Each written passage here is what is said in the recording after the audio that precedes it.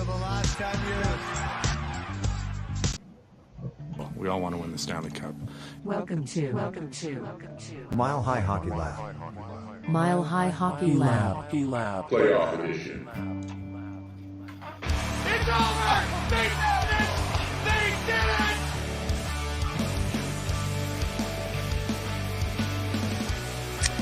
Hello and welcome. This is the Mile High Hockey Lab, and you heard it, the playoff edition. We are here just ahead of game number 4 between the Colorado Avalanche and Seattle Kraken tonight in Seattle. Thank you so much for joining us. My name is Adrian Hernandez. I'm here with Ezra Parter, Evan Liu, Jacob Windling, and Jackie K. We are super stoked. Jackie, I got you back. We're here. Can you hear us now? Yes. Awesome. So thank you for joining us. We're going to talk everything Colorado Avalanche just ahead of tonight's matchup. While I have your attention, please don't forget to like, subscribe, turn on your notifications so that you know every single time we are live. And doing so, let's drop the puck and talk Colorado Avalanche and Seattle Kraken Game 4 tonight. And I want to double back a little bit to Game 3's victory and talk about Nate Dogg, the man with the dog in him. Evan, I'll start with you. Oh, yeah, there he is. There he is, right behind Ezra. It's hard to point in that direction. Yeah. So, it goes without saying that Nate had probably one of his best playoff performances in a while, other than, maybe late in last year's campaign, but definitely so far this postseason.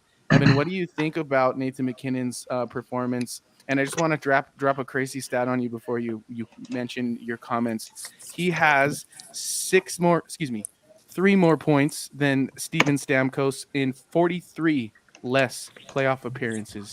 Tell me what you think. Wow. I didn't know that. That's crazy. I mentioned it in the pregame article for Game 3 about how MacKinnon had only had 1 point in the entire series, and it was an assist, right? I guess you could say I willed it into existence. So you're welcome, as faithful. But no, that's what you expect him to do, right? That you expect him to come out and lead this team and provide on a night-to-night basis, right? Yep. And especially with the captain gone, his leadership now more than ever is super important. And so hopefully the guys will take away a lot from that big Saturday night win and take it into tonight.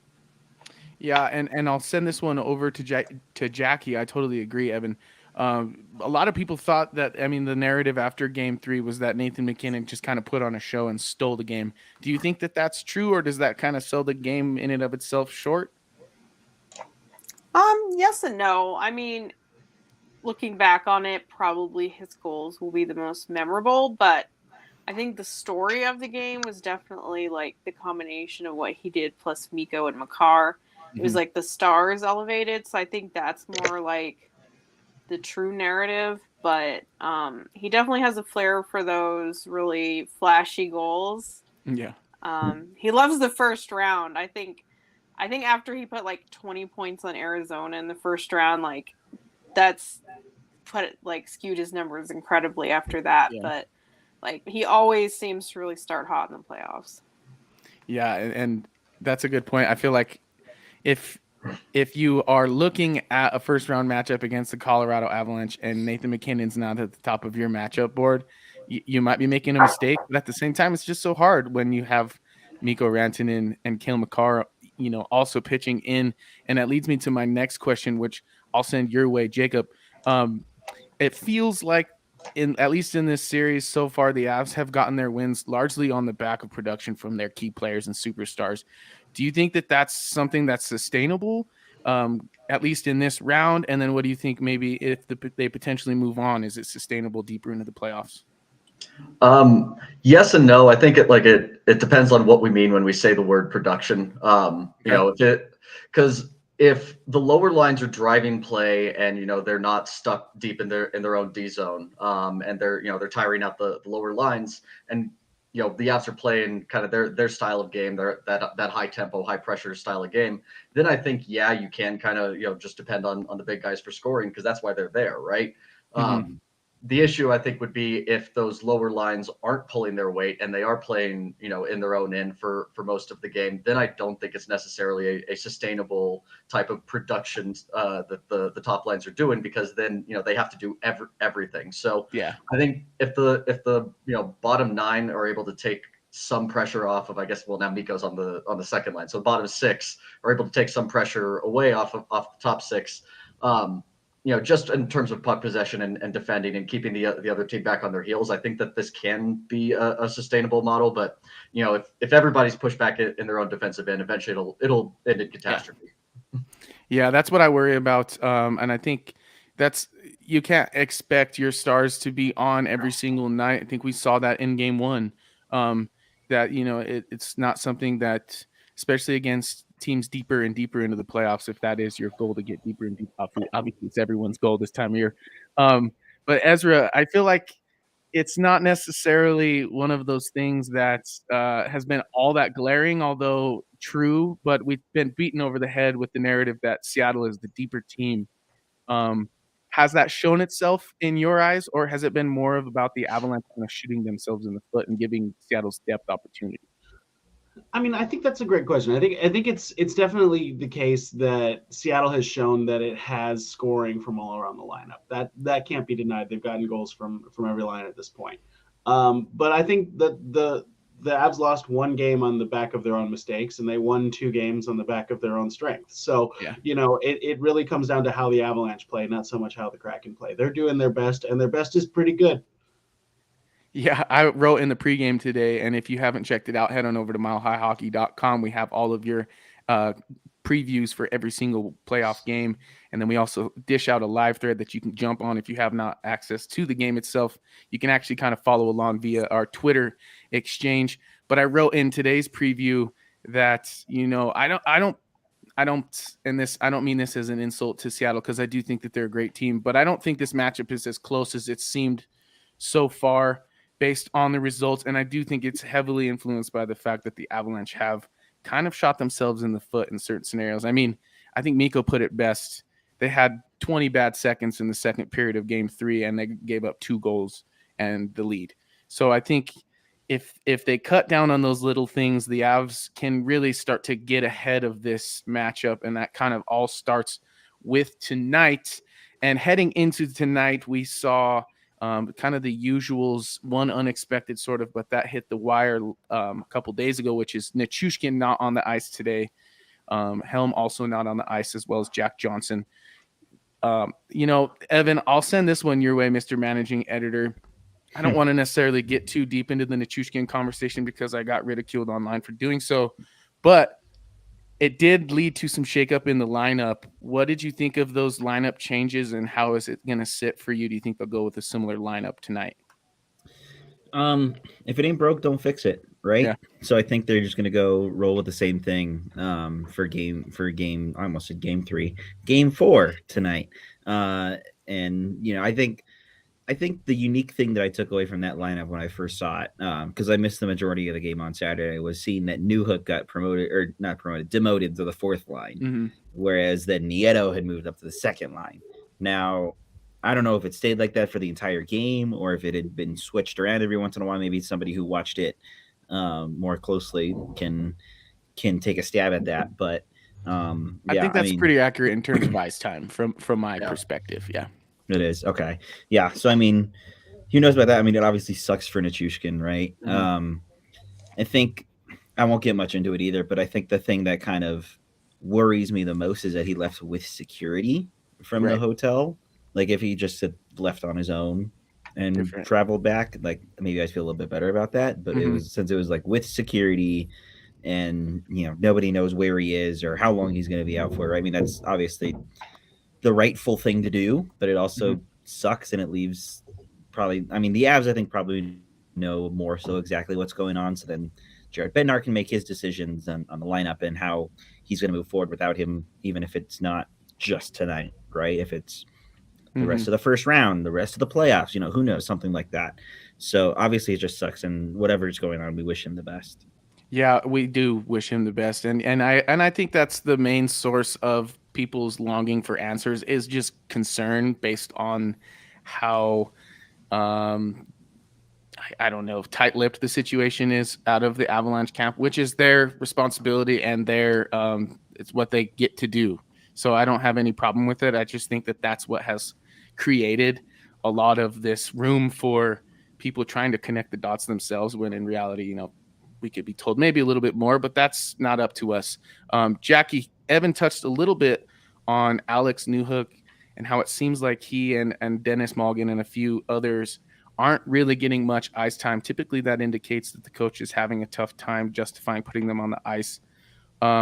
What is it about Newhook's performance, and what do you think will have to change from them with Nichushkin being out? Well, it's kind of like Benner doesn't have any choice anymore. Like Nieto on the second line, just that's not sustainable because he really hadn't been getting played much at all since he came back over to the Avalanche. So, and he did have the 15 minutes. Now, 3 minutes of that, I think, was penalty kill. So that skews it a little, but he definitely did have more than like Malgin and Newhook. So, you know, I think Eller is going to play up some. Okay. It also seems like they like that Newhook, Cogliano, O'Connor. I think there was some commentary about that today leading into tonight's game. So that could be part of the reason, and it's not that it's necessarily a demotion. It's just that's better with combo. What's available. Yeah, that's kind of the best composition. But yeah, moving forward, you would hope that Newhook will be able to fill in some of that offensive quality that they're desperately missing at this point. Like, it's almost astonishing that they can win any games with the forwards they have. Obviously, the Stars. Yeah. I mean, the Stars. I hear you, especially when you look at the ice time. Like, Malgin and Newhook have averaged less than 9 minutes of ice time in the first 2 games. And it's like, yeah, we have the superstars, and I think that'll get them through this series, but it's not going to take them very far. I just think they're missing way too much. Like, it's just, they haven't gotten anybody ready to call up. They just haven't done anything, and it's like, this is what you're left with. But yeah, and I'll send those talking points over to you, Jacob. Do you agree with that? Yeah, generally, you know, ice time is always the easiest way to read everything. And generally, like if you look at the ice time, the 5v5 ice time from last game, you know, Bednar trusts his top six. He doesn't trust his bottom six. And that's kind of essentially where we're at. And so because of the style that, you know, how Bednar coaches games, he's always going to try and sneak extra shifts for his top guys, especially, you know, in key games in the postseason. And so I think we're starting to see a more extreme kind of version of that. And so that's why, you know, you're seeing a lot more ice time for the top six relative to the bottom six. You know, there were 5 guys last game who had less than 10 minutes of 5v5 ice time. And I think that's just, you know, to speak to Jackie's point, that there's just not a whole lot of depth there. And it's hard to keep rolling, you know, 4 lines like they're all the same line out there. Like, Bednar really wants to get his top guys out as much as possible. Yeah, I think consistency is really the key right now in this time of year, and when you have something that's working on a consistent basis, I don't think you're pressed to get away from it. You're not really trying to save any. Honestly, the focus for me right now for the Avalanche is getting out of this series as fast as humanly possible, so that they can heal and do what it takes to get, you know, in particular, that back end kind of sewn back up to its shape that it was previous to all the injuries. And we've seen Josh Manson and Cale Makar return to the lineup as the postseason began. But last year we saw Josh Manson paired up a lot in the second pair with Sam Girard. But so far this postseason, he's been on the third pair with Eric Johnson. And we've also seen some shuffling in the top 4 of the defensive group. Ezra, why do you think it is that Manson has been in that bottom group? Is it just because he's shaking off a little bit of rust? No, it's not. He's a third pair defenseman. He's right where he belongs. I mean, I don't think there's. I think he did a great job filling in for an injured Sam Girard last playoffs. That's ultimately what he was up the lineup last year because of injury. I mean, he was on the second pair with Girard in the regular season as well. But ultimately in the playoffs, the guys that they wanted to have on the ice were Cale Makar, Devin Taves, Bowen Byram, and Sam Girard. And then Sam Girard was out, so it fell on Manson. Okay. And he did a great job. now he's rusty. He's barely played all year, and he's sliding back into the spot that he belongs, which is that third pair and on the penalty kill. And he's doing a great job, I think. I mean, the game 1 was obviously brutal, but he's been much better game 2 and 3, and I think as the team has gotten used to having him back there again and playing with him, so is everyone else. So it's a good fit. And we've seen Byram get paired up with Makar and Taves with Gerard. Ezra, why do you think that is? You think it's just to kind of spread the wealth a little bit of the shutdown defender? It's interesting because I think Taves had a rough game 1, so it felt like it was maybe a punishment for him. But I really don't see it that way. I see it as a way to free up Gerard to be the offensive version of himself that was kind of missed while he's been having to be a defensive stopper, covering the mistakes of a younger player in Byram and of less capable players, the elder statesmen and the Johnsons, or whoever else he's been forced to play with, Curtis McDermott, et cetera, et cetera. I think this is a good mix. Really, it puts a guy you can trust to be in the right position at all times next to a guy who needs to have a little more freedom to be creative, to be at his best in Gerard. And I think with how well Byram is playing right now, you could trust him in that way, but at the same time, you want to free him up to be creative as well. And he and Kale can really cover for each other in ways that nobody else can maybe. I mean, the two of them together is the brilliant future we've all been waiting for, and it's happening right now. It's very exciting. Yeah, and what's crazy is, think about this, Byram still hasn't scored a playoff goal, so that I don't know if that's considered bold enough, but that might be a good bold prediction for tonight. Evan, I feel like you were about to add something to that. Do you have something to say? I was just going to comment on the fact that we are getting a look at Kale and Bo together, for the first time in, however many years down the line it's going to be, right? And it's been a great look. And I think I'll kind of touch and add on to the fact of like the power play specifically, because we still don't have a power play goal in this series. Wow. Shorty, Seattle, yeah, we do have a shorty. Seattle just got theirs first in the last game. It was in like the 42nd Jaden Schwartz goal. That was the non-factor goal, right? So in turn, I suggest, what if you try Byram on PP1, like with Makar? Because then think about it. Because then you can have those two right up top, and then you can have McKinnon, Rantanen, Lehkonen, Nichushkin, whoever you want there in those other 3 forward positions. Yeah. Because Byram and Makar, they're both offensive defensemen. No doubt. Right? So, they could be a fourth forward, right?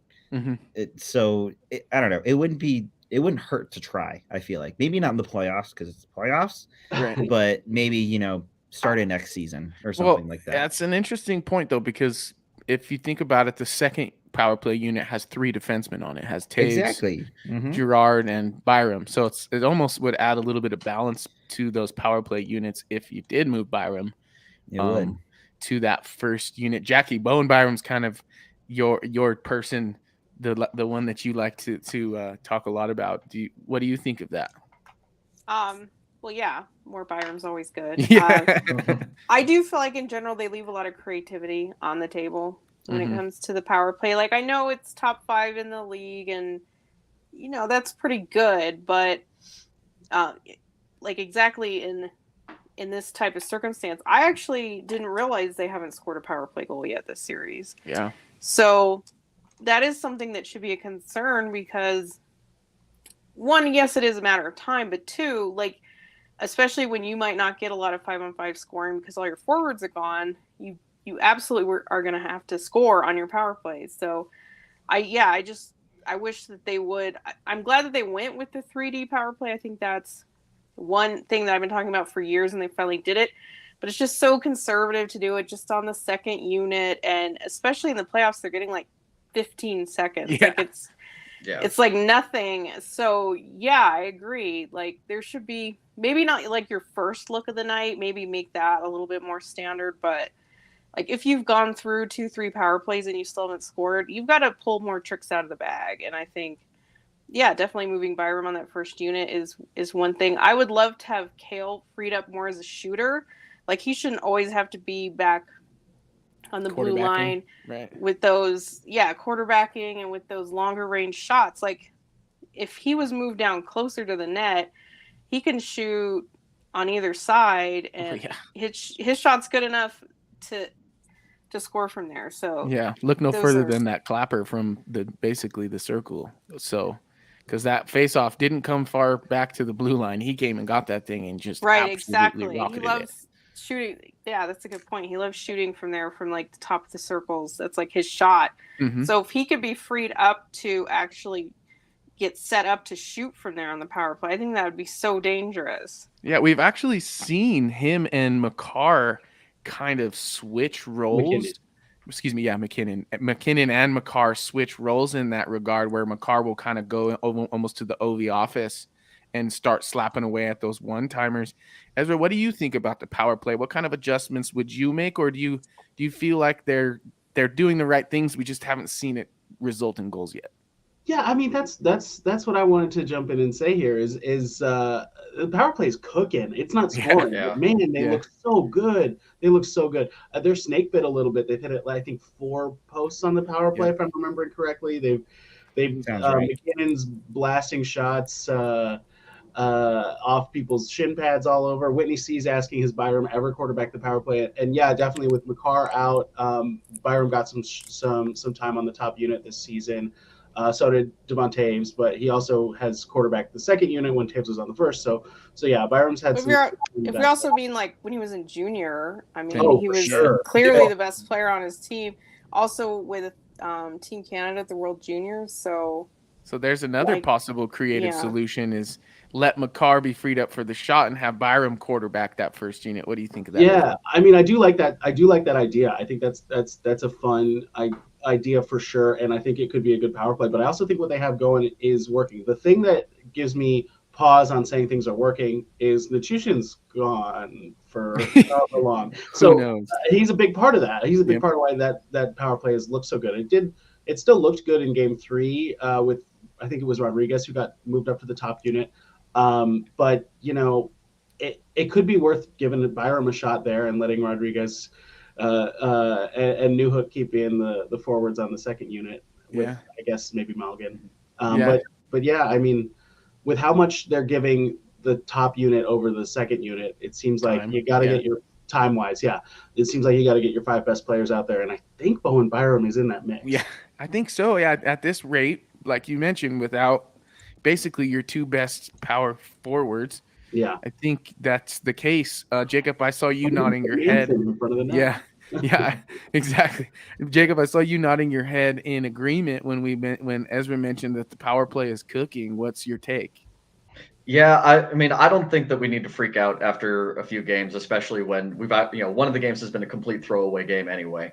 And so, they've got, I'm just looking at the numbers now. They've got 26 shot attempts in 12 minutes and 10 seconds of power play time. Like that's a pretty dangerous power play. Yeah. And like Ezra said, they've hit a couple posts. It's not like they're just passing it out there for 2 minutes and sitting on their hands. And so I don't think there's any reason to worry other than, Vladimir Nichushkin is a central part of the power play. He's the one who goes and gets the pucks after they're firing it on net. And so, maybe that does change things. If they're still not hitting the net, now all of a sudden they don't have the guy who can go and get the pucks, then maybe you do have to start moving some guys around. Yeah, the net front presence is such an important thing on the power play. And I think that does have a slight impact on why it's not working in its current construction, because you need that guy who puts in the rebound off that bumper play. Yeah, but Arturi Lehkonen and JT Comfort can be that guy. That's true. They're not obviously Gabe and Nichushkin, but they're very good at it. So that's fair. I think that's what people are looking for. They're looking for the new Gabe or the new Valeri, right? Or new Vladimir, as Jacob said. That's all right. But I think it's a Freudian slip right there. No, but like I mean that's what people are looking for, right? That's just it's the same thing with Alex Newhook. Alex Newhook is supposed to be the new Nazem Kadri, right? And it hasn't turned out like that yet. He's only 22. Give him a break. right? Yeah, can we scream that from the mountaintops with a megaphone a few times more? He's only 22. Yeah, I feel that, Evan. That's a good point. And I feel that way about some of our defenders as well, namely Bowen Byram. People like to throw him at least on social media. I don't know how much weight you holds in your mind, but nonetheless, speaking of social media, feel free to head on over to our Twitter. That was a heck of a pitch right there, but head on over to our Twitter for our weekly polls. This week I sent out one just to kind of get a beat on who you Avalanche fans think might need to step it up a little bit heading forward in the series. So the question was framed, who would you like to see more from in this series and why? I gave you 3 options. They were Alexander Georgiev, Dennis Malgin, and Alex Newhook. I also gave an other write-in option. Let's see, Evan, we haven't heard from you in a second. So let's talk. What is your answer to this poll and why? Yeah, I haven't actually had the chance to physically answer it on Twitter, so I'll physically I sent answer it out like here. 10 seconds ago, so that's only fitting. Oh, so that would do that then. Okay. I want to say Alex Newhook, but I did just defend him, so I'm not going to say Alex Newhook. I'll say Dennis Malgin. Malgin, he came in stretches, right? He was ebbs and flows in the season with him. I think, what was it? He was on like a 3-game goal streak or something like that sometime in the season, and then went cold, and then got like 2 more in a row, and then consistently got some more. So, he's streaky, right? And if he's able to, get that streakiness, who knows? Maybe even starting tonight, that'd be real nice to see, I think, and it would definitely provide some good depth scoring that the Avs, might be looking for, especially when the top guys are maybe taking the night off, right, or being passengers. So, that's my shout for Dennis Malgin. It's funny that you say that about Dennis Malgin because that's a lot. We have before compared him to Andre Burakovsky when he was kind of in the heat of the moment of one of his hot streaks.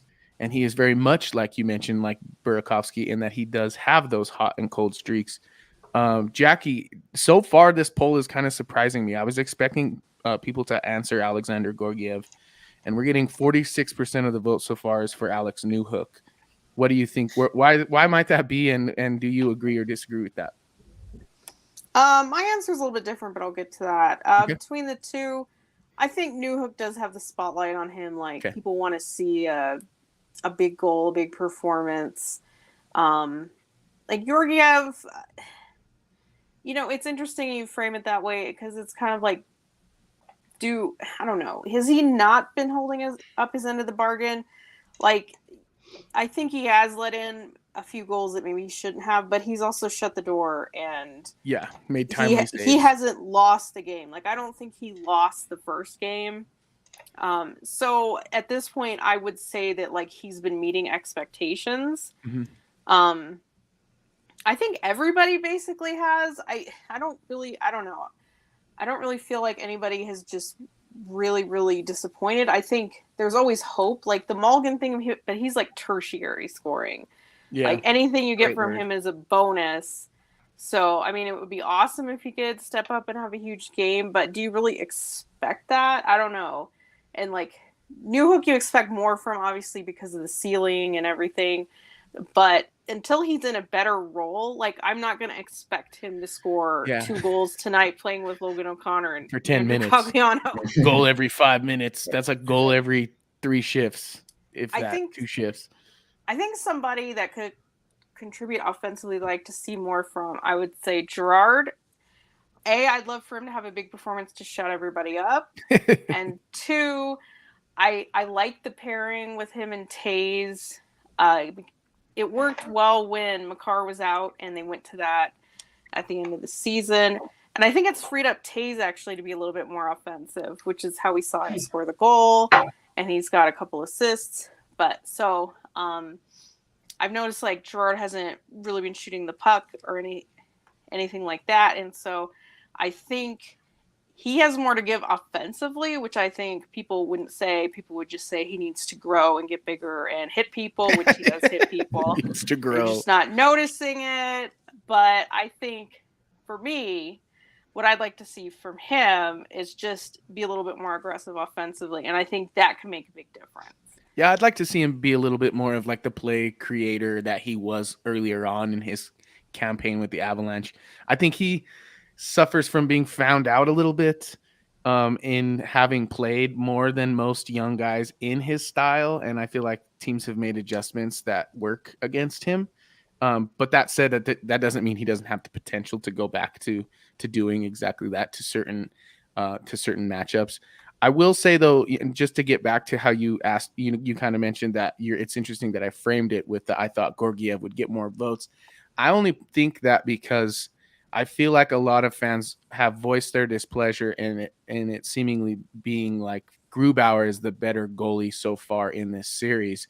Jacob, what do you think of that? Is there some truth to that?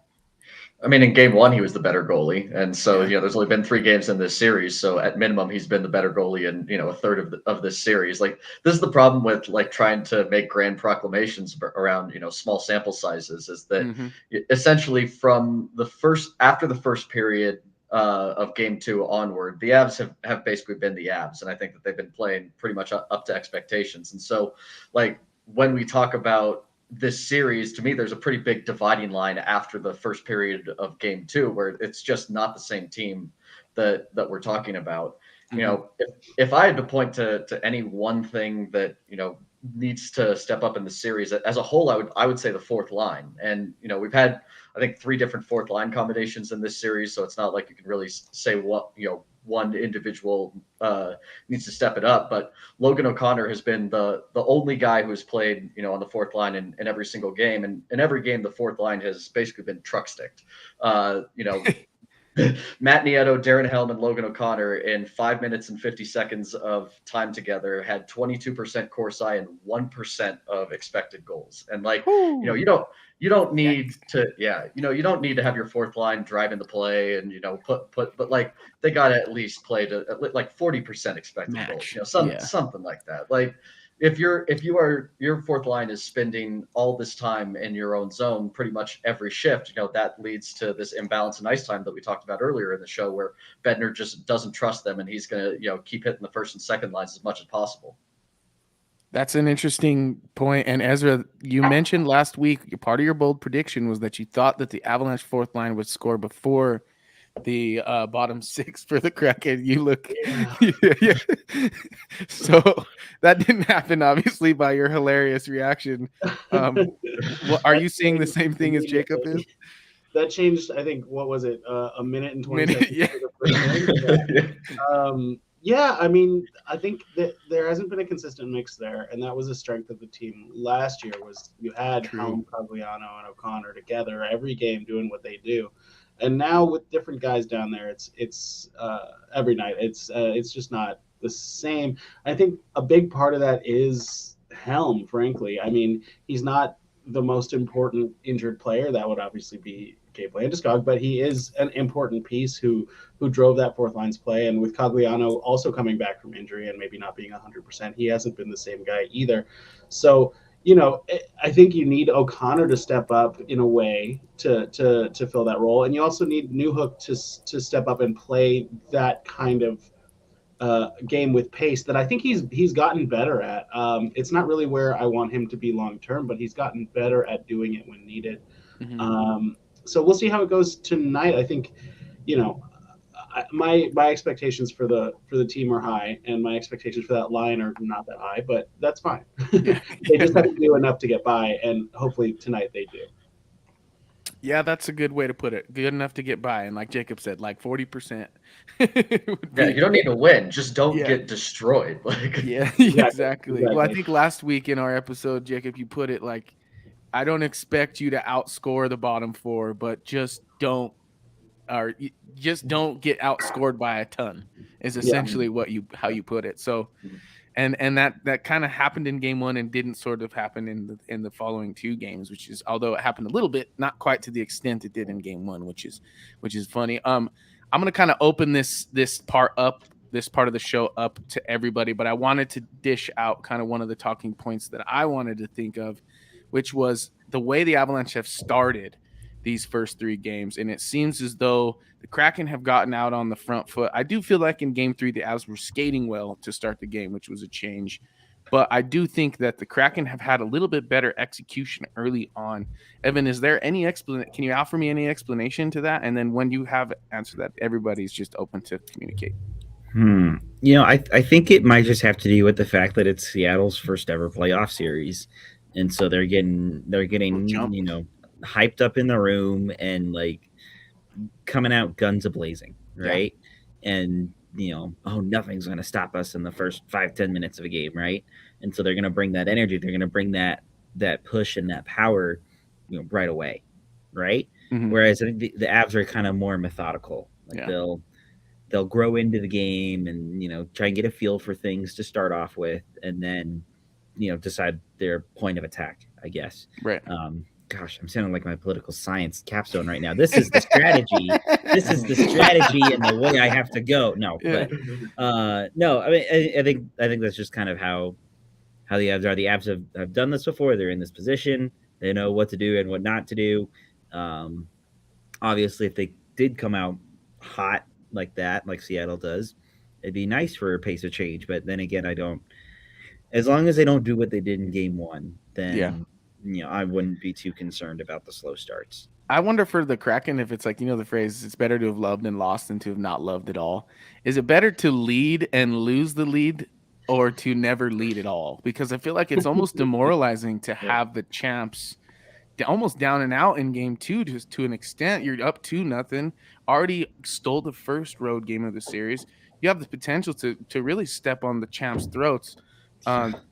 What do you think about that opportunity? Whoever wants to comment can. I will say, actually, because this is kind of backs up into our last point too, which I found interesting. I'm surprised that you think it's Alexander Georgiev who needs to improve, or like the fan base does, because he kept the Avs in game 2 in that first period. Yeah, like that could have been so much worse. That could have been so much worse, right? And you know, I think I know too. We've mentioned that like. I think Georgiev's played like 3 playoff games before the start of the series. 6th game, I believe. Yeah. So like, it's probably his first NHL playoff learning curve, right? Yeah, exactly. Like, give him some time. Like he's been great all season. He's made the necessary saves so far in the least important round of potentially, hopefully, in the least important round of hockey. Yeah, exactly. I cut you off, Ezra. Whatever. No, it's okay. He's let in some goals that I would say are uncharacteristic of him. So I think that's where that comes from. But he's also made the amazing saves that are characteristic of him so far this season. So I'm with you. Yeah. Well, is there anything to the 4 of you that sticks out that we haven't touched on yet? Oh, I wanted to talk about the starts just briefly. Okay. They've gotten a better start every game. I wouldn't be surprised if they did come out with the better start tonight. I also wouldn't be surprised if, like Evan was saying, they feel it out and then take it from there like they usually do. But really, like, game 1 was brutal, game 2 was bad, game 3 was good. So they're on the right track, I think. Mm-hmm. Well, they scored first in like 56 regular season games. Yeah. So, and I don't think the Kraken made a habit of doing that quite as much as the Avalanche did. So I would be willing to wager that those numbers are going to kind of balance back out to the average. Exactly. So we got some pretty good material for bold predictions so far, is all I'm saying. It's definitely a good sign that the Avs can come back after not scoring the first goal, because statistically, just in general, that is such a huge indicator of like who's going to win a game.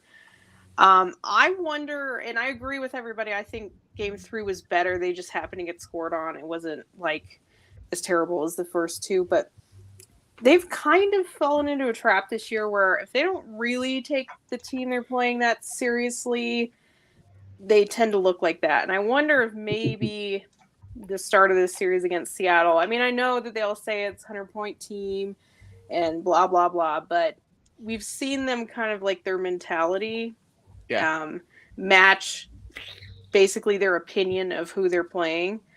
And you can tell that like the intensity and just everything is ramped up when they're playing a team that they I don't want to say the word respect, but just maybe fear a little bit more. It says a lot that this team lost. I mean, I know the injuries were a thing, but they lost to teams like Chicago and yada yada. The list goes on. But they also beat teams like Toronto in the heat of their best success. So it's like that totally makes sense, and it makes even more sense when you consider the context of winning a cup already last year, and you're like, ugh, do I really got to get up for this one against the Blackhawks, which I know they're never gonna admit, because they're professionals and it's just not okay to do so. But that's just how I see it too. I agree with you.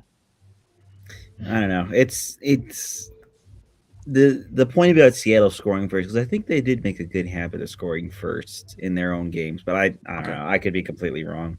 But I think I definitely do enjoy the progression that they've had, as Ezra mentioned, that like it was bad, then good. Right. Mm-hmm. So then hopefully tonight is great.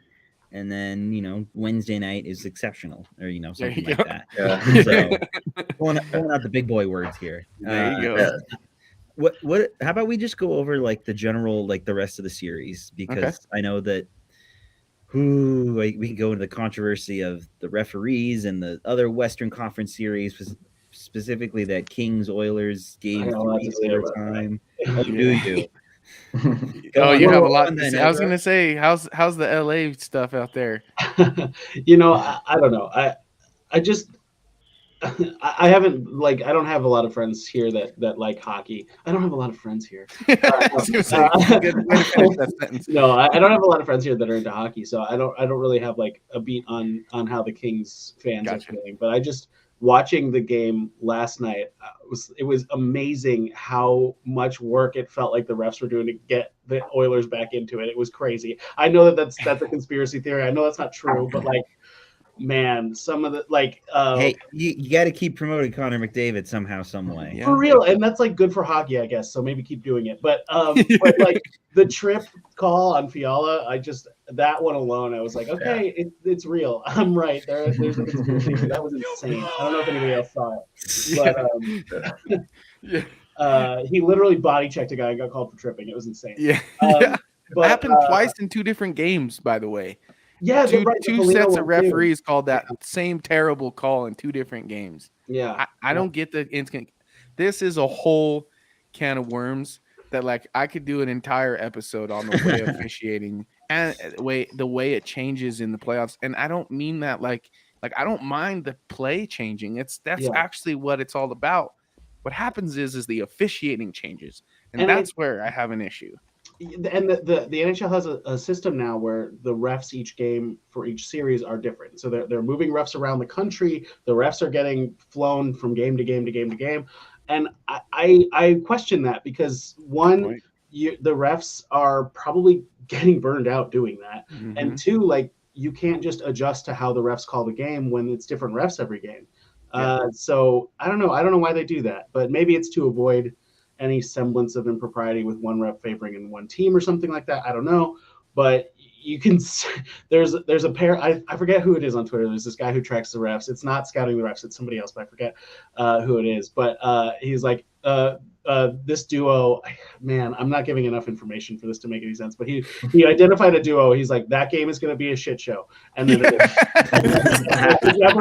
and wherever those two refs go, that game is terrible. Well, I was gonna say, I feel like as Avalanche fans, we've been slightly unscathed so far this year in terms of officiating rhetoric, which is nice so far. At least. I saw something else on Twitter that was like, the beginning of every series, there's more penalties than usual, and then once you get to game 5, 6, 7, there's fewer penalties, and then the deeper rounds you go, it's even more pronounced. So it is kind of funny that way. It's like they're trying to call penalties to set the tone and then completely back off. It's like, it just doesn't make any sense, because then you set a press. What I see a lot of teams doing, which is what I think this is what Sheldon Keefe meant when he talked about veteran teams manipulating officiating.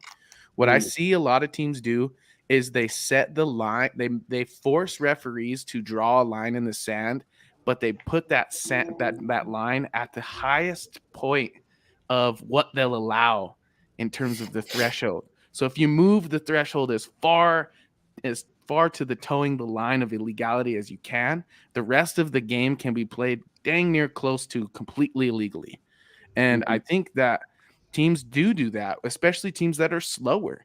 And you can't say, oh, it's just playoff hockey when it's something that teams are strategizing around. That's not playoff hockey. That's playoff manipulation. So I think and that's the word that Keith used, which is manipulating referees. And I think that's true. Maybe that's just gamesmanship, right? If that's what your argument is, whatever, that's fine. But I don't think that there's a lot of class and character in winning that way. That's just my opinion. Well, it's like, that they want to try to even it up. And so it's just so funny because not so much this year, but like, especially in the years past, the Avs would draw so many penalties and they get penalties early. And so then you look at it and it looks like the other team is always getting calls later in the game. And it's not because they're against the Avs. It's just because they already gave the Avs 3 power plays. And that they're going to try to balance it out. So some of that is the same thing. Like if you get in a scrum and you already know how many penalties they've called on one team versus the other, you can almost guess how many penalties they're going to give out. Yeah. And I think that was also Keith's point. It was like, well, we were already getting a penalty, so they almost knew that they could do anything. And at most they were going to get one. Well, and the other thing is, even in the bigger scope, but along the same lines is we saw against the Golden Knights when the Avs lost in 6. The first game they won, I think 7-2, and they netted like 3 of 4 power plays. And then the next game, the Avs dominated via the power play very much so again. In fact, I think they won on a play where Mikko's stick got broken. And after the game, when they were up 3-1, I believe, 2-1. After the game, Pete DeBoer basically said, these refs are just calling everything for the Avalanche. What happened for the rest of the series? I think the Avalanche may have gotten like 2 or 3 penalties for the entire rest of the series when they had somewhere near like 10 or 12 in the first 3 games. I think St. Louis did that too, and Berube complained, and then it's like the beginning of that game, St. Louis gets a power play. So that's another question of, is it gamesmanship or is that fair? Because that is like blatantly trying to control. That's not rules based. Yeah, that's not rules based. That's the manipulation of the rules, which I guess is competition. But I don't know. But that's maybe in North America, I don't know. In a system where the refs aren't calling the rule book, they're calling how the game feels to them. Yeah, you're gonna have things where the feelings are off and things get weird. And I think it's just, I know it's a hard game to I know call the rule book is a kind of a stupid thing to say because there's broken rules on every play, right? But nobody wants that many power plays. I know. It really is. Yeah, but it just a little bit more of a consistent approach rather than to certain rules, I think would help a lot. Like cross-checking the play that got called in the LA game where Kempe cross-checked Bouchard is absolutely a penalty. Yeah.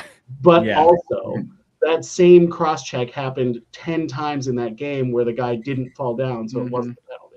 Exactly. And it's like, you're right to call it, but also they should have called it before too. Yeah, not to mention the embellishment calls. It's like if you know that if you embellish, you're going to neutralize the penalty. What does that do to the situation?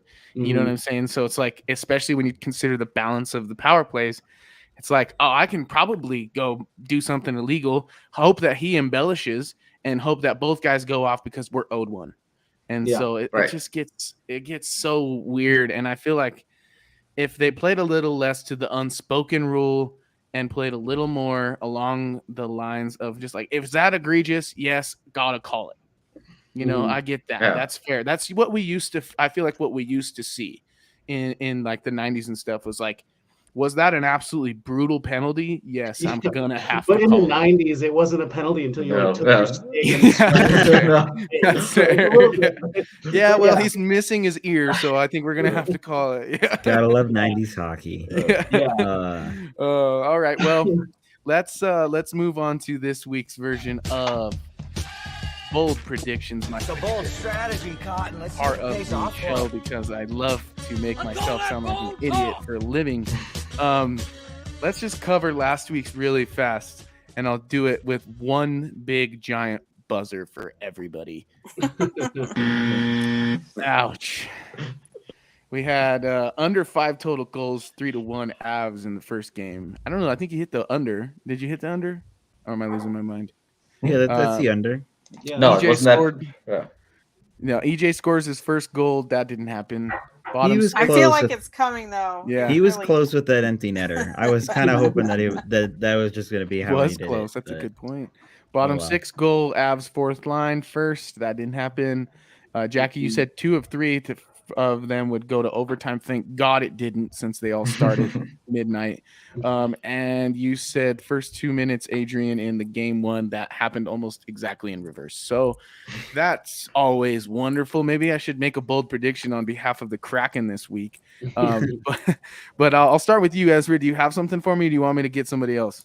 No, I can go first. I think we're gonna see 2 non McKinnon, Rantanen, Makar goals tonight. I don't really know where they're coming from, but there's gonna be 2 of them. 2 goals from not Makar. Okay, I like that. Yeah, I mean, like they're not even gonna get assists on them. Like truly, Gotcha. No stars. involvement. Yeah. Gotcha. I like that because that would go a long way towards establishing confidence in the depth in the bottom 6. Jacob, what's your bold prediction this week? I'll say they shut him out at some point this week. They haven't played a complete defensive game yet. Game 3 was getting a lot better, and I think that at some point we see the fire breathing Avs come out where it's just one of those periods to open the series. It's like 80% expected goals and just put Seattle on their heels the entire game. Yeah, I made a little bit of mental shutout. I gotta play I can't this. really heard That hurt what my Jeremy ears. says because I got my 2 Stanley Cup rings plugged in my ear. Hey, blame it on So- them recording that. Fun fact, you know that Patrick Waugh did not come up with that quote. That was not. No, really? Yeah, he said it was Mike Keane in the locker room came up with that quote, and then Waugh Nice. communicated it to the press. So yeah, that was a Mike Keane quote. That's really cool. I would have never known that. That's awesome. I would All right, never. Jackie, your turn. Am I gonna take the easy one? It was already teed up for me. Do it. Knock it out of the park, hopefully, too. Byram scores. A goal. I'm gonna make that a spot from now on. Whenever he gets a goal, I'm just gonna hit that. Byram scores. Love it. I agree. Honestly, that's where my money's not going tonight, as I like to say, because I think the combination of us being due a power play goal and us being and Byram being on a pair with Makar, it's just like it's got to happen one of those 2 ways for me. So It's coming. It yeah. has to. I still feel like they're doing overtime though. yeah, please God, not tonight. Ezra, I wanted to get back to your prediction about 2 goals from not Makar, not McKinnon, and not Rantanen. Do you have a reason for that, or is that like a hope? It's all my predictions are always hopes. But also I just think I think tonight's the game where they're like, hey, we're gonna clamp down on this team. Okay. Like Jacob was saying about a shutout. I don't know if it's gonna be a shutout. I think Seattle's got a lot of firepower, but I do think tonight we see Colorado really take it to them, and that means depth scoring comes through. I love it. Tonight, then, to go in line with that, I will say that New Hook gets a multiple point night. Oh, that would be Wow. absolutely huge. Yeah. That is definitely bold. That's a bold hope. We should change this to bold hopes instead of bold. Yeah, I Every don't. hope bold. Yeah, that's I was just right. saying. I mean, Ezra said it himself. Bold hopes. These are more hopes than prediction. Yeah, we're gonna just change it. I'll get new samples and everything. We'll make that happen. Yeah. So I like all of these, and yeah, the hopes. That's definitely what these are. We're definitely gonna change it to blind hopes. I guess what I mostly hope for is that the Avalanche set up an elimination game in Game 5 because they were unable to eliminate a single team at home last year, and I think they kind of would love to do that for the home fans. What's up, Evan? I was gonna say, are you just skipping my bold prediction over here? Oh shit, you haven't given yours yet?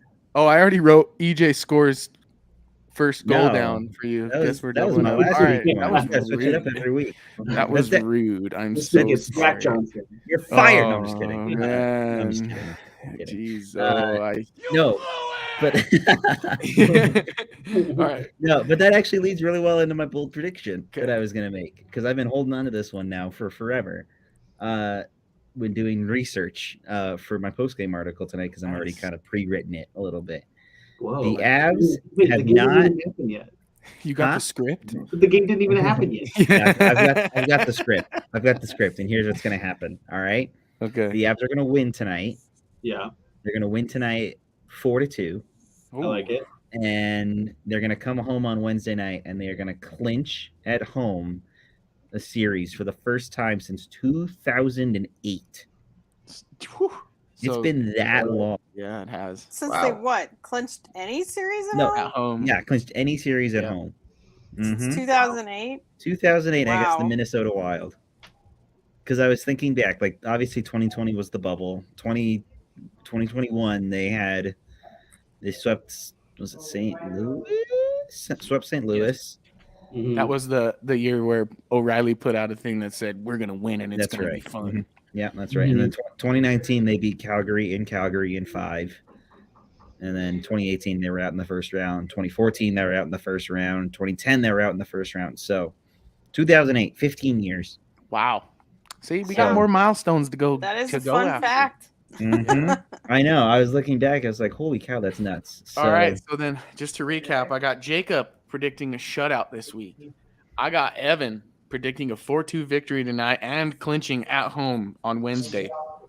Ezra's got 2 goals outside of point production of Makar, McKinnon, and Rantanen. Jackie's got a Byram goal, and myself, I have an Alex Newhook multi-point night. Imagine if all of those happen. This would be the wildest next week of conversation that we've ever had. Then my so script. Good lord, would I might get called ripped from the crypt keeper. We all might need to sign up for one of those gambling apps. All right. Oh yeah. Oh, so you're getting these from some sort of mummy? These bold predictions? You're the crypt keeper now. Sure, yeah, sure. We'll say that. So if you're getting these scripts, man, you better send them my way because I'd be a lot less pissed off if I knew the outcome every single night. Well, that's going to end it for us. That's a great way to finish things. You've been listening and watching the Mile High Hockey Lab. Thank you so much for joining us. I'm here with Ezra, Jacob, Jackie, and Evan, all contributors to the milehighhockey.com and Mile High Hockey Lab. If you haven't already, please head over to our website for all of your latest Avalanche news, and be sure to like, subscribe, set your alerts, and share with your fellow Avalanche fans. Signing off just ahead of Game 4. Hopefully the Avalanche can take care of some of our bold predictions and take care of the Seattle Kraken tonight and on Wednesday. You fellow Avalanche fans, I hope you have a wonderful evening. Thank you.